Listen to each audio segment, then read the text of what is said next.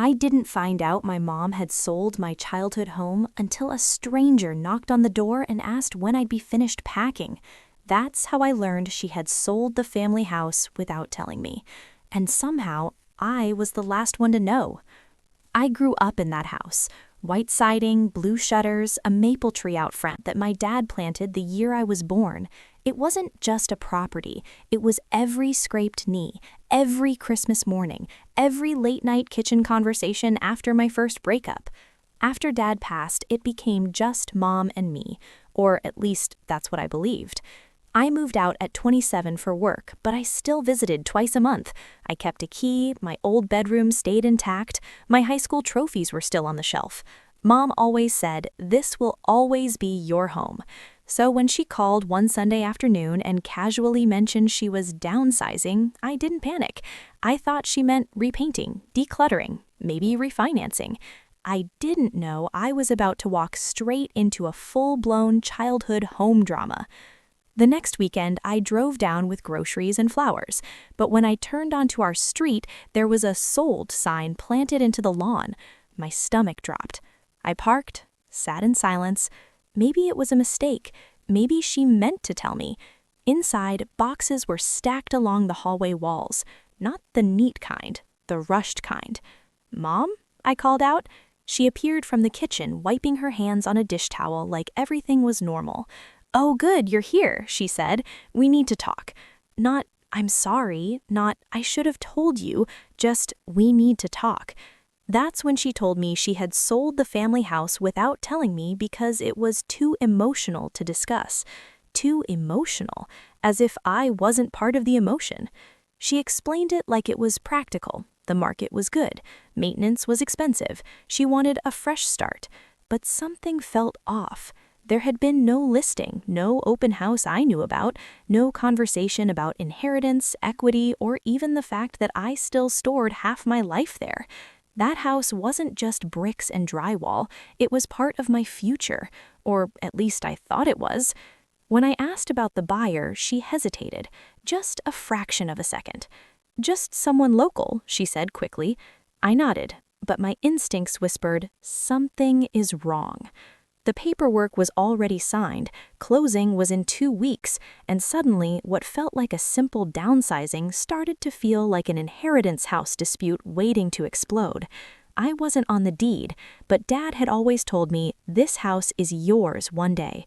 Maybe that was sentimental, maybe it wasn't legally binding, but being erased from the decision entirely, that was something else.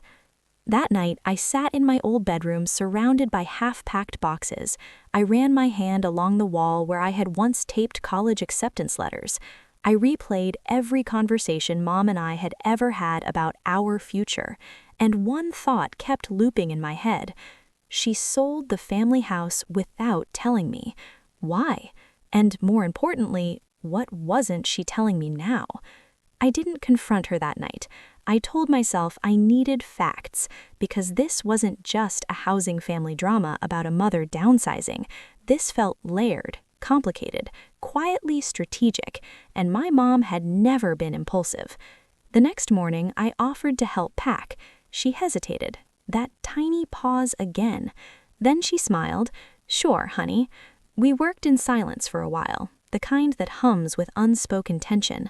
I noticed she had already sorted Dad's things. His watch collection, gone. The old tool bench in the garage, gone. Family photo albums, nowhere in sight. "Where's Dad's cedar chest?" I asked casually. "Oh, I donated some things." Donated. That word echoed. Dad had built that chest himself. You don't donate that. I started paying attention. Her phone buzzed constantly. She stepped outside to take calls. Once I heard her say, "Yes, after closing." After closing. Closing on what? The house had already been sold. At least that's what she told me. But something didn't line up. I asked to see the listing. "Oh, it was private," she replied quickly. "Off-market." Of course it was. No MLS listing, no photos online, no trace. The more she explained, the less it made sense, and the phrase kept looping in my head like a warning siren. She sold the family house without telling me. Why? And more importantly, what wasn't she telling me now? That afternoon, I drove to City Hall. I didn't even know what I was looking for, but public records are public for a reason. When the clerk printed the property transfer document, my hands actually shook. The buyer wasn't someone local. It was my uncle, Mom's younger brother, the one who hadn't spoken to us in 8 years after a falling out over money. This wasn't just childhood home drama. This was an inheritance house dispute disguised as a sale, and it suddenly made sense. There had been tension after Dad died, quiet arguments I wasn't included in, words like estate, distribution, and fair share. Dad never had a will finalized. He kept postponing it, which meant everything passed to Mom automatically, and technically she could do whatever she wanted, even sell the house, even sell it to her own brother, even sell the family house without telling me. I sat in my car staring at the document. Sale price? Significantly below market value. This wasn't a strategic downsizing. This was a transfer, a quiet reshuffling of family property, and I was not part of the equation. I felt naive, embarrassed, small. How long had they planned this? Was I the only one who didn't know? That's when something inside me shifted. Not anger, not yet. Clarity. This wasn't just housing family drama about market timing. This was family property revenge unfolding in slow motion, and my mom had been cast as the unsuspecting extra in a script written without me. That evening, I didn't mention City Hall. I watched her instead. Watched how carefully she avoided eye contact. Watched how she said, "You'll understand someday." Understand what? That I wasn't considered family when decisions mattered? That my father's promises meant nothing? Or that she believed I wouldn't fight back? Because for the first time since I saw that sold sign, I wasn't thinking like a daughter. I was thinking like someone who had just been strategically erased, and I needed to know one thing. Why did my uncle buy it, and what were they planning to do with my childhood home? I waited 3 days before I confronted her. 3 days of pretending I didn't know. 3 days of listening, watching, learning. Because once I realized this wasn't just random housing family drama, I needed to understand the full board before making a move. On Wednesday night, I placed the property transfer document on the kitchen counter. "I went to City Hall," I said quietly. She froze. Not dramatically, just enough. "Why would you do that?" she asked, already defensive. "I wanted clarity." Silence. Then the shift happened. The tone change. The subtle rewriting of reality. "It's still in the family," she said, arms crossing. "Your uncle just helped me out." Helped her out? By paying below market value? By closing privately? By ensuring I never had a chance to even discuss options? "This feels like an inheritance house dispute," I said carefully. "Was Dad's side involved in this?" Her jaw tightened. "You're being dramatic." There it was. Gaslighting, soft and clinical. Not yelling, not screaming, just reframing me as irrational. "You moved away," she continued. "You built your own life. I can't keep a house for nostalgia." That part hurt because it sounded almost reasonable. Almost. But reasonable doesn't explain why she sold the family house without telling me. Reasonable doesn't erase the fact that I still had belongings there. Reasonable doesn't justify secrecy. "This isn't about nostalgia," I said. "It's about transparency." She sighed like I was exhausting her. "I didn't tell you because I knew you'd react like this." Like what? Like someone blindsided? Like someone excluded? That night I barely slept. Because something deeper was surfacing. Dad had mentioned once, casually, that he'd put aside money for future equity adjustments in case the house was ever sold. At the time, I didn't understand what that meant. Now I did. If the house sold at market value, part of that gain could indirectly reflect Dad's contribution. But if it sold under market, if it was transferred cheaply, then certain numbers would never fully surface. This wasn't just childhood home drama. This was financial maneuvering wrapped in family language, and I hated that I had to think that way about my own mother. The next morning, my uncle called me, out of nowhere. His voice was syrupy sweet. "Hey, kiddo," he said, "heard you're upset." Upset, as if this was about emotions, not facts. He told me he bought the house to keep it safe. Safe from what? He mentioned potential renovations, maybe renting it out. Renting it out. So now strangers might live in my bedroom, in the kitchen where Dad taught me how to make pancakes. This was evolving into full-scale family property revenge. Only I wasn't the one executing it. Yet. Your mom needed liquidity, he added. It was the cleanest solution. Cleanest for who? I asked him directly. Why wasn't I included in the conversation? A pause. Then, because it's not your asset. Not your asset. That phrase sliced clean through me. Legally, maybe not. Emotionally, entirely. And that's when it crystallized. They didn't just sell property. They repositioned power. They sold the family house without telling me because they assumed I had no leverage, no claim, no voice. They assumed wrong. Because I wasn't interested in screaming or threatening, I was interested in understanding one critical detail.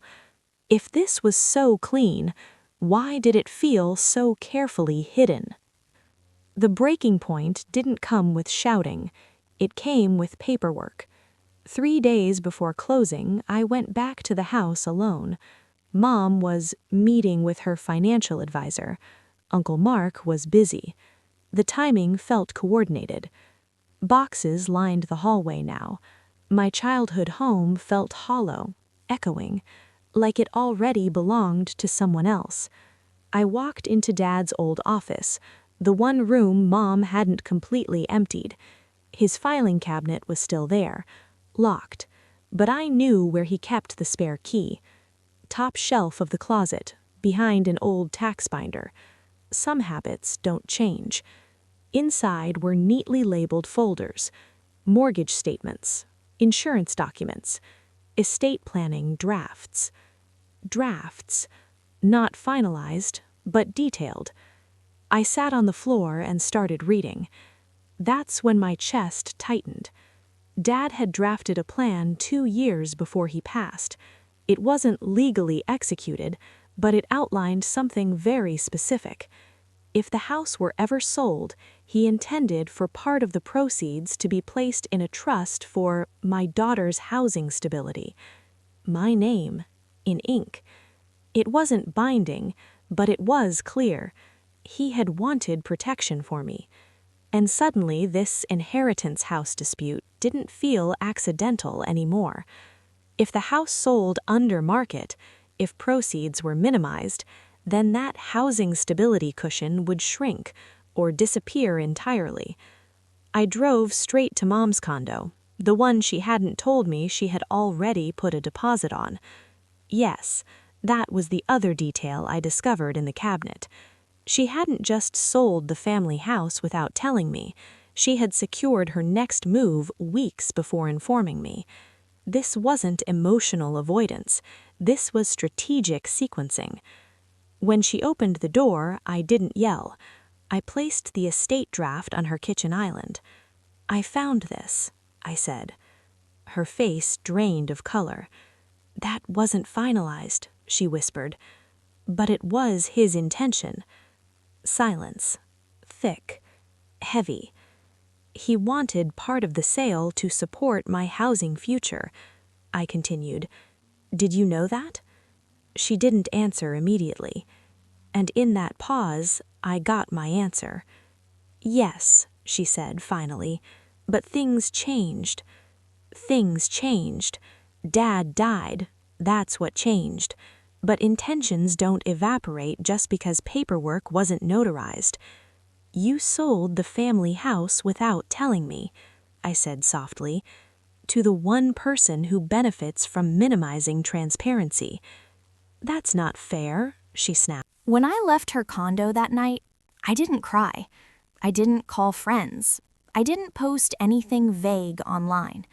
I went home and opened my laptop, because if they thought this inheritance house dispute was over, they underestimated how much I had learned from watching my parents manage finances my entire life.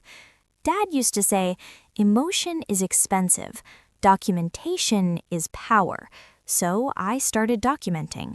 First, I pulled comparable sales in the neighborhood, same square footage, same lot size. Every single one sold at least 18 to 25% higher than what my uncle paid. This wasn't just slightly below market. This was deliberately discounted, which meant one of two things. Either Mom urgently needed liquidity, or the sale price was structured to minimize declared proceeds. Both possibilities mattered. Next, I contacted a real estate attorney, not aggressively, not accusing anyone, just asking questions, hypothetical ones. If a property is sold significantly under market value to a relative, I asked, could that ever be challenged? The attorney didn't promise miracles, but she did say something interesting. In certain cases, she said carefully, if intent to defraud future beneficiary interests can be demonstrated, there may be grounds for review. Future beneficiary interests, the phrase echoed. Dad's draft wasn't legally binding, but it showed intent, and intent matters, especially when paired with suspicious pricing. I wasn't trying to take the house back. That's what made this different from typical family property revenge. I wasn't interested in occupying those walls anymore. I was interested in truth and leverage. So I waited, because timing was everything. Closing hadn't finalized yet, funds hadn't fully transferred, and more importantly, my Uncle Mark had already applied for renovation permits that required declared property valuation, public records, transparent numbers. If he undervalued during purchase but overvalued during permit filings, that discrepancy could raise questions neither of them wanted. Meanwhile, Mom started calling more frequently, checking in, over-explaining. She sensed the quiet, the calm. She was waiting for the explosion that never came. Instead, I asked neutral questions. How are you feeling about the move? Are you comfortable financially? Each time she reassured me. Everything was stable. Everything was clean. Which was interesting, because clean deals don't usually require this much reassurance. Then came the twist they didn't anticipate. 2 days before closing, I sent a certified letter. Not emotional, not dramatic, formal. It stated that I had discovered prior estate planning drafts indicating intended allocation of proceeds for my housing stability. It requested a transparent accounting of sale valuation relative to market comps, and it noted that undervaluation could potentially trigger review if beneficiary intent was compromised. I didn't accuse, I didn't threaten. I simply introduced scrutiny. And scrutiny changes behavior. Within hours, my uncle called. Not sweet this time. "What are you doing?" he demanded. "I'm clarifying. This is housing family drama that doesn't need to escalate. You escalated it when you sold the family house without telling me." Silence. For the first time, he sounded unsure, because this wasn't a screaming daughter. This wasn't emotional chaos. This was structured pressure, and structured pressure makes people reconsider decisions they thought were invisible. That evening, Mom showed up at my apartment unannounced. Her eyes were tired.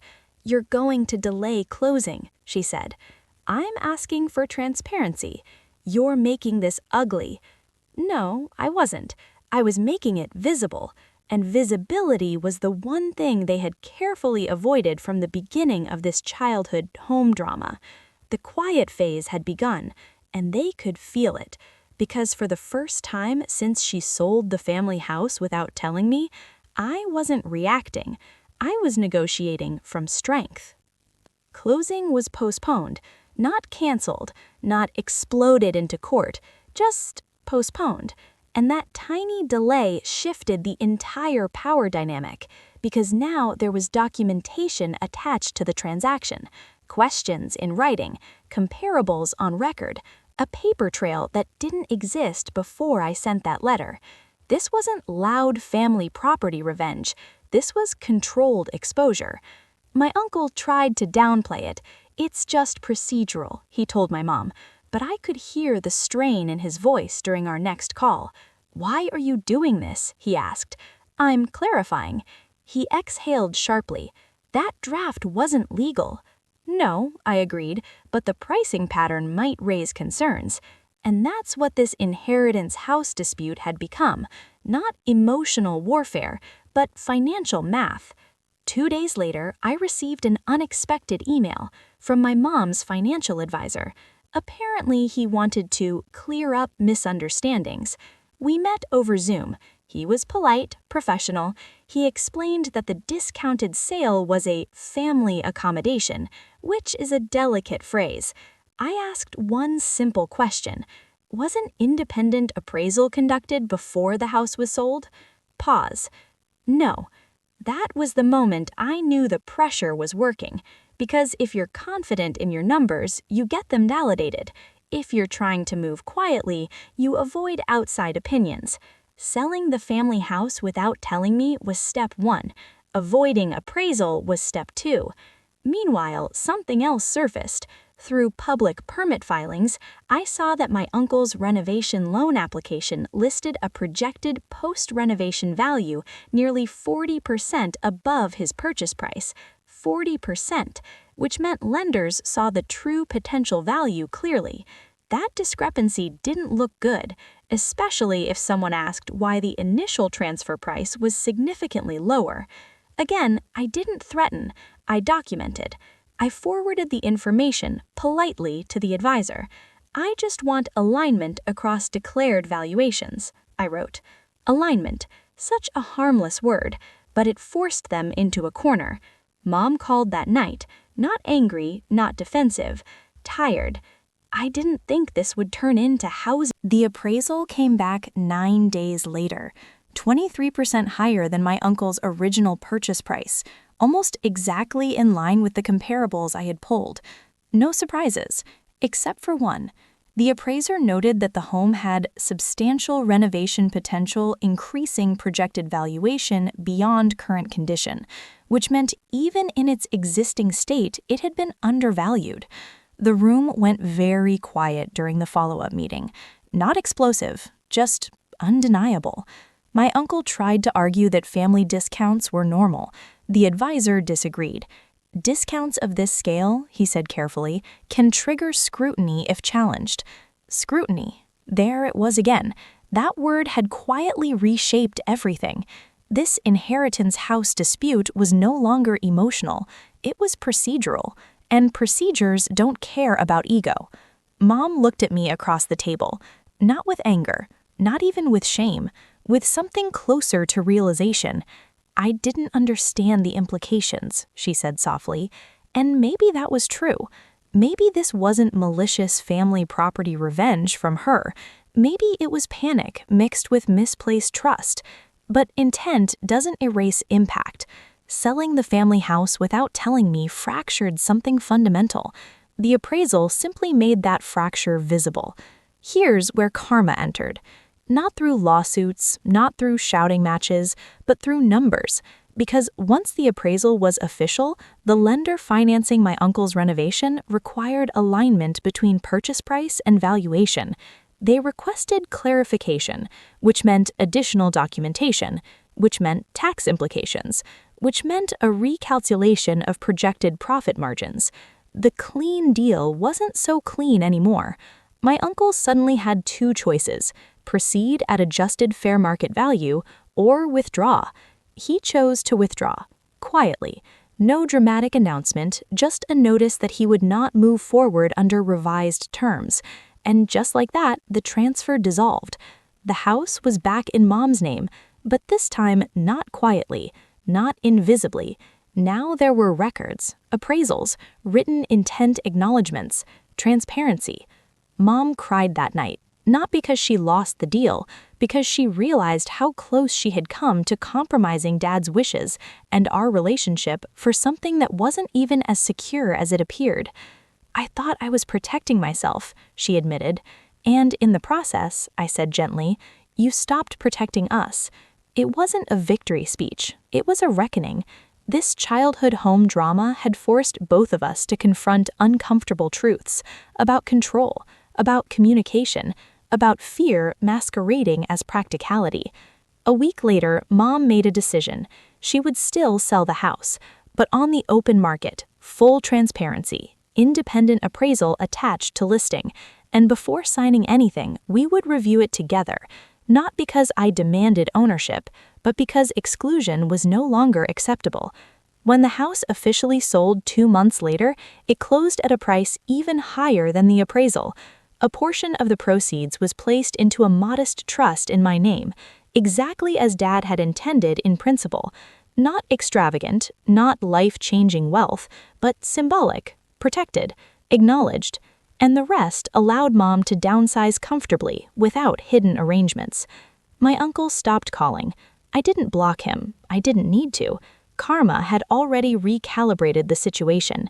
He tried to move strategically in the shadows, but once light entered the process, the advantage disappeared.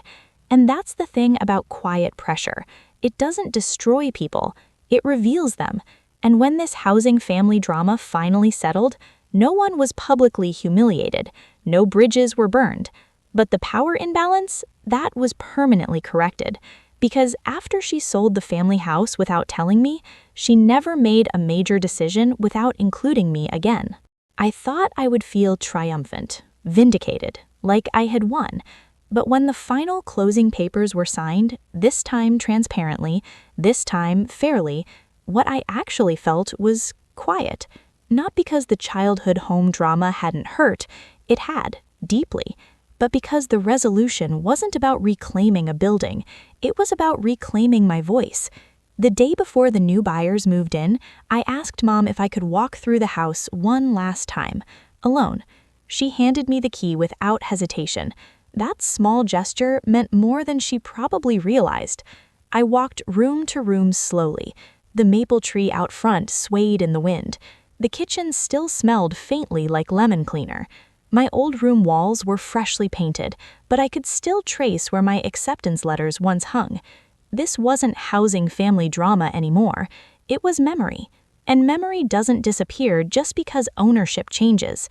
I sat on the living room floor and allowed myself to feel it. The grief, the anger, the confusion from the moment I realized she sold the family house without telling me. Because that moment had fractured something inside me. It made me question whether I was valued in decisions that shaped our family's future. But here's what I learned. Silence creates distance. Transparency rebuilds it. Mom and I started therapy together, not because we were broken beyond repair, but because we didn't want another inheritance house dispute or any major life decision to grow in silence again. In those sessions, I discovered something unexpected. She had been terrified. After Dad died, she felt exposed, financially vulnerable, emotionally alone. My uncle offered what looked like certainty, and certainty can be seductive when you're scared. It wasn't calculated family property revenge from her side, it was fear-driven avoidance, but avoidance still causes damage. One afternoon during therapy, she said something that stayed with me. "I thought I could handle everything quietly so I could protect you from stress." Protect me. By excluding me. That's the paradox of so many housing family situations. People convince themselves secrecy equals protection, when in reality, secrecy breeds distrust. The trust fund portion of the proceeds now sits untouched, not because I don't need housing stability, but because knowing it exists feels like closure. It's not about money, it's about acknowledgement, about honoring Dad's intent, about proving that even if paperwork wasn't finalized, his wishes mattered, and so did I. My relationship with my uncle? Civil, distant, boundaried.